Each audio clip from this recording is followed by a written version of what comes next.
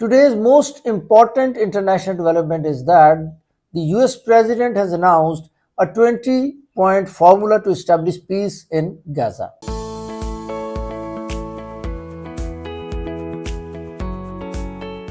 इस 20 पॉइंट फार्मूले की एसेंस को समझने के लिए हम कुछ क्रिटिकल पॉइंट्स जो हैं उनका तज्जिया करते हैं। इस प्लान का जो सबसे पहला पॉइंट है, जो इसका सेंट्रल थीम भी है, वो ये है कि Gaza will be a de-radicalised terror free zone that will not pose a threat to its neighbours. ये इसका मेन और सेंट्रल पॉइंट है।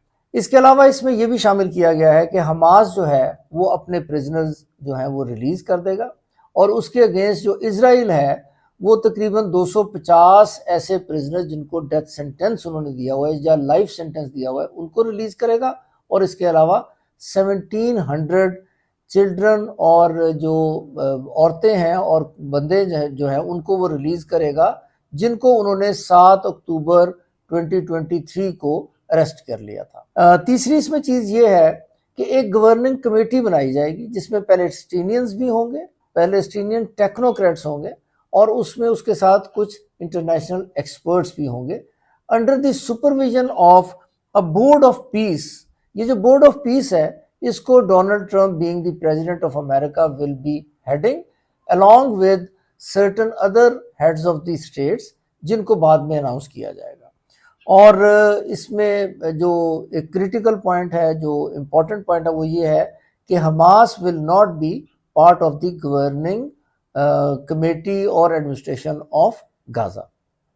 इस प्लान में इस बात को भी शामिल किया गया है कि गाजा को इकोनॉमिक एड दी जाएगी ताकि वहां पर जो इंफ्रास्ट्रक्चर जो है वो जो तबाह हो चुका है उसको रीबिल्ड किया जा सके। एक और इम्पोर्टेंट पॉइंट ये है कि जितना भी गाजा में कोई मिलिट्री और ऑफेंसिव स्ट्रक्चर है उसको डिस्ट्रॉय कर दिया जाएगा, जिसमें स्पेशली मेंशन किया गया है कि टनल्स वगैरह जो बनाई गई हैं हमास ने जो बनाई हुई थी अपनी सिक्योरिटी के लिए उन सबको डिस्ट्रॉय कर दिया जाएगा।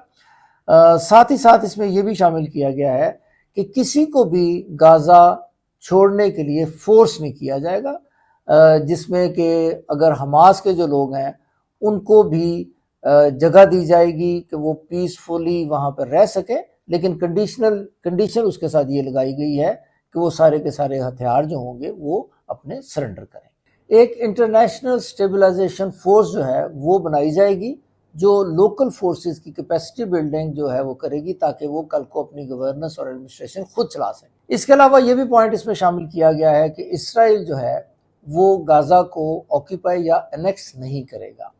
Lastly but not the least वो ये है कि यूनाइटेड स्टेट्स 2 डायलॉग जो हैं वो वहां पर इनिशिएट करवाएगा। एक इंटरफेथ हार्मनी के लिए डायलॉग जिसमें पैलेस्टीनियन और इजराइल के डायलॉग होंगे आपस में ताकि उनका जो इंटरफेथ जो कॉन्फ्लिक्ट्स हैं उसको दूर किया जा सके, और इसके अलावा एक पॉलिटिकल डायलॉग जो है जो इस बात पर डिस्कशन करेगा कि कल को पॉलिटिकल स्ट्रक्चर जो है गाजा का वो क्या होना चाहिए।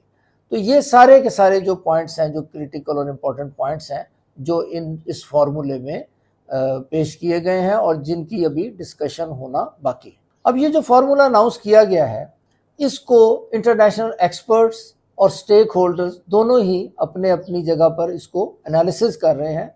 तो लेट्स सी कि ये फार्मूला इम्प्लीमेंट होता है या नहीं होता। इसमें बहुत सारे जो हैं वो रिजर्वेशंस और डाउट्स भी इस वक्त जो है वो जो डिस्कस किए जा रहे हैं। तो जो future of this formula will determine the future of Palestinian issue with in the middle east. Stay tuned for further updates on national, regional and global scenarios.